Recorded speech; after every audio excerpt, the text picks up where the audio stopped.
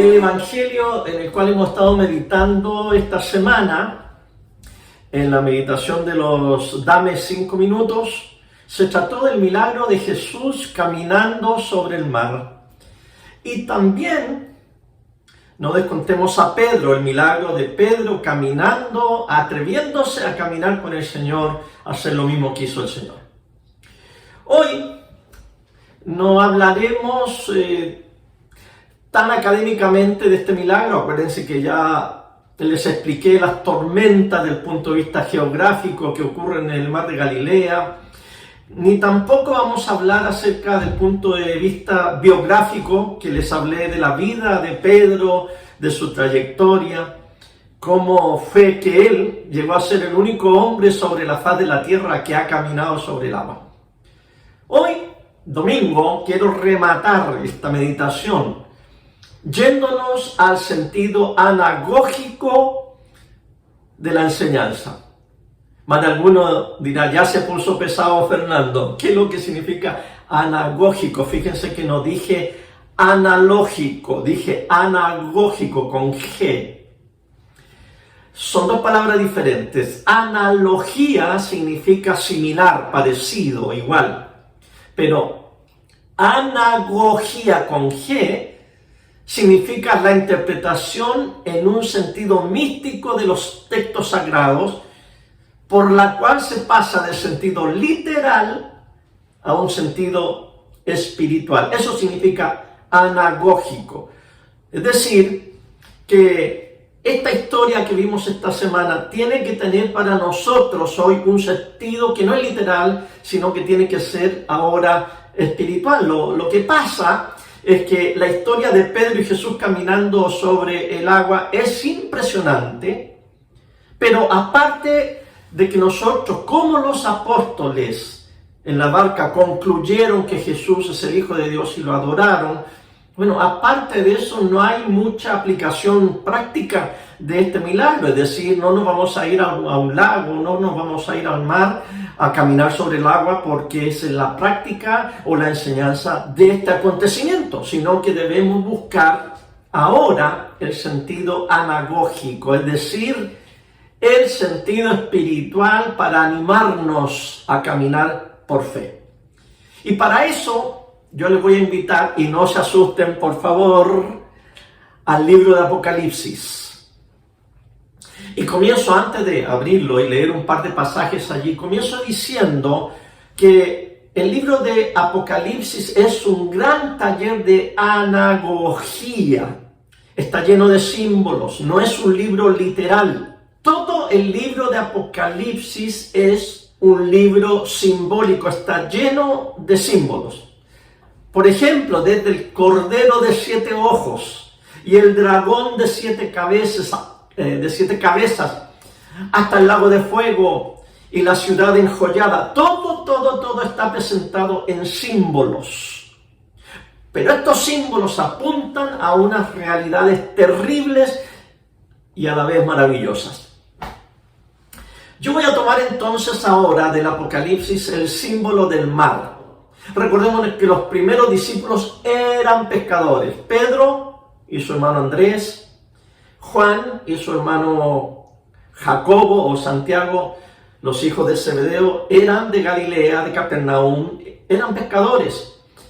Y Jesús los llamó y Jesús les dijo, síganme y yo los haré pescadores de hombres. Es decir, que el mar aquí representa a la humanidad, representa a la gente, y los apóstoles, los enviados del Señor, que van a tirar la red y van a sacar peces. Es decir, que la red es como la iglesia, que con el Evangelio toma peces, ¿se acuerdan de la parábola que vimos?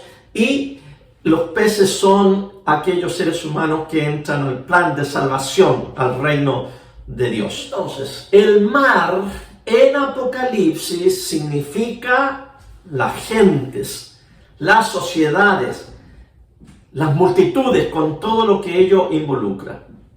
Y cuando el mar de la sociedad se revuelve, se levantan tormentas económicas, tormentas sanitarias, pestes, pandemias, hay levantamientos sociales, revoluciones, guerras, etc. Y cuando eso pasa en el mar donde vivimos, en la sociedad, en la multitud, en los pueblos, en las naciones, en las ciudades, desfallecemos. Nos ponemos nerviosos, nos angustiamos, nos deprimimos porque pareciera que todo está fuera de control. Nadie tiene una solución adecuada. Y en la antigüedad el mar era un territorio bastante temido y respetado. Los navegantes no querían adentrarse al mar. Todos los navegantes antiguos de la Edad Media hasta el tiempo de Colón, ellos siempre navegaban cerca de las costas porque tenían miedo al mar ignoto, le llamaban ellos. Allá donde están las tempestades, allá donde están los monstruos, allá donde está lo desconocido. Hoy, para nosotros, es muy común este sentimiento del mar agitado. Aquí, en Estados Unidos, el mar está agitado políticamente, aparte de la pandemia. Hay elecciones en unos 3 meses aquí para elegir o reelegir al presidente o elegir un nuevo presidente. Y la cosa está confusa y revuelta. En Chile, queridos hermanos, ustedes que están en Chile y que no tienen el privilegio que tengo yo de vestirme con esta camisa hawaiana por el calor que está tremendo esta semana. Pero allá en Chile, el mar de la sociedad está convulsionado por el levantamiento social que tuvimos en octubre. Está con una efervescencia. Está movido el mar de la sociedad chilena. También el mar chileno está movido por la pandemia. Y por causa de la pandemia, la descomposición de la economía, la desestabilización. Y más encima, los levantamientos del pueblo mapuche en el sur de Chile. Y agréguenle a eso el descontento, el enojo, la indignación por crímenes y violaciones. En resumen, el mar está tempestuoso. Ya estamos más o menos preparados ahora para abrir el libro de Apocalipsis. Abra su Biblia. Apocalipsis, capítulo 13, versículo 1. Y el dragón se detuvo a la orilla del mar. Entonces vi que del mar subía una bestia que tenía 7 cabezas y 10 cuernos. En un solo versículo tenemos 5 símbolos. El dragón, el mar, la bestia, 7 cabezas y 10 cuernos. ¿No? Por lo menos ya les expliqué que el mar simboliza al mundo convulsionado. El dragón, escuchen bien, en el libro de Apocalipsis significa y simboliza a Satanás, que se para a la orilla del mar y observa el mar, observa las multitudes de este mundo y espera y promueve y logra que del mar, de la efervescencia, de este mar desconocido y nervioso, que de allí salga la bestia. ¿Y la bestia quién es? El anticristo. Es decir, el que se opone a Cristo. Aquí quiero hacer un alcance. Algunos piensan y están solamente fijados en su mente y en su estudio de la Escritura, en un personaje, en uno solo, en la historia humana, un líder poderoso que en los últimos tiempos se va a levantar y va a ser el anticristo que va a dirigir a la humanidad con engaños y que va a lograr engañar a muchos y se va a oponer y perseguir a los cristianos. La realidad es que no debemos pensar solamente en uno solo, porque ese es el engaño de Satanás, de olvidarnos de los demás anticristos. De hecho, Juan dice que existe el espíritu del anticristo que ha estado presente desde que Cristo llegó a la tierra. Herodes es el primero que quiso acabar con Cristo y mató a los niños. Ahí ya está un anticristo y un espíritu del anticristo. Yo quisiera que nos enfocáramos más en el espíritu del anticristo que en un solo personaje que pudiera o no pudiera surgir en la historia presente. Yo quiero hablarles de esto, es decir, de este espíritu satánico que se opone a todo lo que es de Cristo y de su reino. Eso es lo que surge de este mar confuso. Y les voy a pedir que hagamos un ejercicio muy sencillo. Voy a hacer una pregunta. En esta pregunta usted piense, ¿cuántas filosofías hoy en día se oponen a Cristo, son anticristo, se oponen a Cristo y a su reino? Le pueden surgir algunas respuestas, ¿verdad?, en su mente. ¿Cuántas ideologías hay? ¿Cuántos sistemas económicos perversos hay hoy? ¿Cuántos sistemas políticos son anticristo, van en contra del reino de Dios y de los principios del reino de Dios? ¿Cuántas leyes anticristianas? ¿Cuántos escritores, periodistas, periódicos, canales de televisión, sitios del internet anticristianos? ¿Cuántas religiones? ¿Cuántos ejércitos en contra de la paz que vino a traer el Rey de la Paz? ¿Cuántos laboratorios científicos son anticristianos?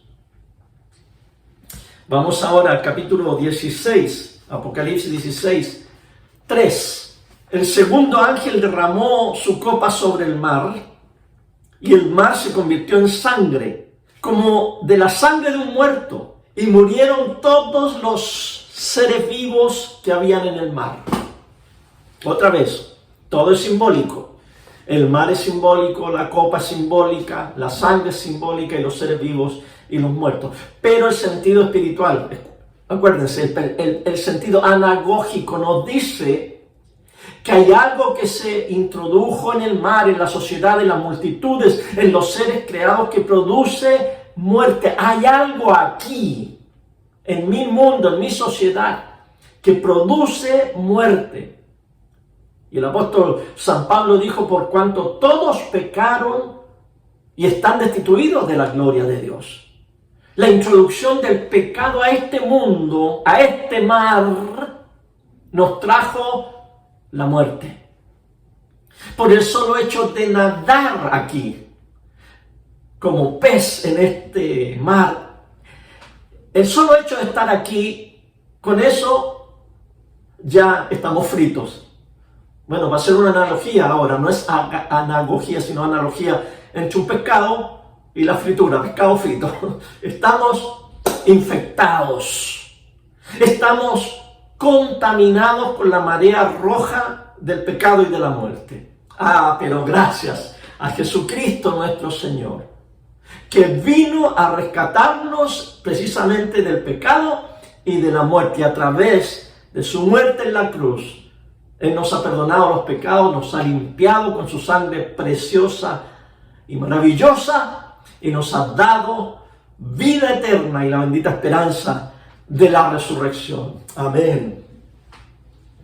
Apocalipsis 4:6. Ahora vamos a ver otro mar. Y había algo parecido a un mar de vidrio, como de cristal transparente. En el centro, alrededor del trono, había 4 seres vivientes. Este mar es diferente al otro que les expliqué. El otro mar de donde surge el anticristo es territorio del reino de las tinieblas, y ese mar vomita bestias. En cambio, este mar que acabo de leer es territorio del reino de la luz, por eso que es nítido, es transparente, como el cristal. El mar de este mundo es convulso, es tormentoso, es oscuro, es incierto, pero en el mar de cristal, ahí no te hundes, porque allí está el trono de Dios. Y volviendo a la meditación de la semana que ha pasado, ¿recuerdan esa pregunta que les hice? Si Jesús está en la barca, ¿se puede hundir la barca? No. Lo mismo, si el trono de Dios está en el mar de cristal, ¿se puede romper el mar de cristal? ¿Se puede hundir uno en el mar de cristal? No puede, porque el trono de Dios está allí. El mar de Dios, que simboliza su pueblo, es sólido. Como dice San Pablo, es columna y baluarte de la verdad. Es transparente. En el reino de Dios no hay nada oculto, no hay nada tenebroso. Es todo luz, es todo transparencia. El mar de cristal sostiene seres vivos, semejantes al león, al becerro, al Homo sapiens y al águila. Pero el mar tenebroso produce bestias destinadas a la destrucción y a la muerte. El mar de cristal sostiene a los humanos, sostiene a los animales y sostiene a todos los seres angelicales. O sea que aquí en el mar de cristal hay una restauración total y completa de toda la creación. Lo invisible y lo visible, lo espiritual y lo físico, lo material, todo para la gloria del que está sentado en el trono y del Cordero. Amén. Volvamos al mar de Galilea. Volvamos a ese relato del Evangelio, de esa noche de luna llena, donde se levanta una tormenta como a las 3 de la mañana, donde los discípulos se asustan en su barca, asustados por la fuerza del viento, y de repente, para más remate, más asustados todavía por un fantasma que ven y que viene caminando sobre el agua. Jesús los calma, Jesús les da la paz. Pedro se atreve a pedirle al Señor una señal: si eres tú, si eres realmente el Hijo de Dios, ordena que yo vaya hacia ti sobre las aguas. Jesús accede. Pedro camina, no importa si caminó 10 pasos o media cuadra, no importa si caminó un par de horas con Jesús sobre el mar tempestuoso, no nos dice el Evangelio. Lo importante es que caminó. Pedro ha sido el único ser humano, y he estado enfatizando esto varias veces, ¿no? Porque nuestra tendencia es decir, le faltó la fe, le faltó la fe. Es como la del picado, es como que si hubiera estado yo ahí, a lo mejor no me habría faltado la fe, pero a Pedro le faltó la fe. Es como, ok, claro, para ti es bien fácil decirlo, tú no estuviste ahí y es fácil juzgar, pero lo bueno de Pedro es que se atrevió y experimentó esa sensación de caminar sobre el agua. En vez de dudar, creyó, pero después su fe se debilitó porque percibió el mar agitado, el mar tenebroso, el mar del cual estamos hablando y simbolizándolo en el libro de Apocalipsis. Pero antes de eso, Pedro había caminado como sobre un mar de cristal, como que iba pisando algo duro, como que veía transparentemente el mar hacia abajo, pero él se sostenía como en un vidrio. Miraba y no traspasaba el mar. Y aquí está este sentido anagógico de los dos mares, del mar tenebroso y diabólico y satánico y confundido, y del mar de cristal estable, transparente y que nos anima a caminar por fe. Mientras Pedro miró a Jesús, mientras Pedro tuvo fe, mientras Pedro puso todas sus convicciones y su mirada en Jesús, estuvo caminando en el mar de cristal. Pero cuando Pedro dudó y se descuidó y se distrajo, empezó a hundirse en el mar humano que no nos trae ninguna esperanza. Si usted quiere leer más del Apocalipsis, allí en ese pasaje del capítulo 4, dice que sobre el trono de Dios hay un arco iris, pero este arco iris no es con los colores típicos del arco iris que vemos aquí en la tierra después de la lluvia. El arco iris divino y celestial es de color esmeralda, y la esmeralda es una piedra preciosa de color verde, el verde de la esperanza, el verde que tenemos en nuestro logo de la Iglesia de Cristo, Nueva Esperanza. El arco iris es la señal de Dios que sostendrá su promesa. Recuérdense que después de la tormenta viene la calma, después del diluvio viene el arco iris, donde Dios dice: jamás permitiré que ustedes se pierdan, que ustedes se consuman, que ustedes se hundan. Jamás permitiré que ustedes se ahoguen en el mar tenebroso de esta humanidad. No lo permitiré, dice el Señor. Ahí está mi arco iris, hay esperanza. No se desalienten. Tengo preparado, dice el Señor, para ustedes un cielo nuevo y una tierra nueva donde mora la justicia. Así dice el Señor. Tengo un mar de cristal para ustedes. Quiero que estén sobre ese mar de cristal. No se desanimen, dice el Señor. Iglesia del Señor, tanto los que pertenecen a la iglesia de Cristo Nueva Esperanza como a cualquier iglesia, les quiero decir en el nombre del Señor, hay nueva esperanza. Tomen fuerza, anímense, confíen en que todos los poderes anticristianos serán derrotados. Confíen que la batalla ya está ganada por la sangre del Cordero. Y aunque por un tiempo tengamos que sufrir incertidumbre, desazón, no se nos olvide que si Jesús está en nuestra barca y está con nosotros, si está en nuestra iglesia, si está en nuestra familia, si está en nuestro corazón, nada, absolutamente nada nos faltará. Él derrotará toda tormenta. Él calmará todo viento. Él apaciguará toda vorágine que se levante. Y al final, todos nos encontraremos sobre ese mar de cristal. Y allí, queridos hermanos, estaremos cantándole al Señor. Por eso que nosotros los cristianos cantamos tanto, porque nos estamos preparando, afinando para ese día en que estaremos delante del Señor. Nos estamos preparando. Y allí estaremos diciendo, cantando, tocando alabanza, diciendo: Santo, Santo, Santo es el Señor Dios Todopoderoso, el que era, el que es y el que ha de venir. Y nos postraremos delante de Él.